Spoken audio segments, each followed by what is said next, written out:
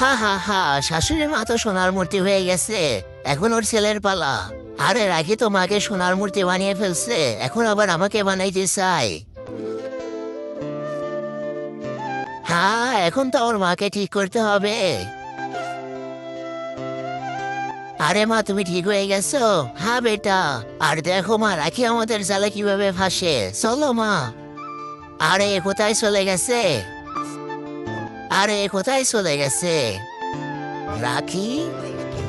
আরে ওই তো আমাকে ডাকতেছে, মনে হয় জলদি মূর্তি হয়ে যাবে, যাই তাড়াতাড়ি। আরে তুমি এখানে দেখো, আমি তোমার জন্য একটা লকেট নিয়ে আসছি। হ্যাঁ রাখি, আমিও তোমার জন্য একটা হার নিয়ে আসছি। আপনার আঙ্গুলটা কি সত্যি পচে যাবে আমার এই পবিত্র কোরআনকে একটা লাইক, একটা কমেন্ট আর একটা শেয়ার করলে? কার্টুন লিখে চাইলে লাইক সাবস্ক্রাইব করে দাও আর কমেন্টে পার্টুন লিখে যাও।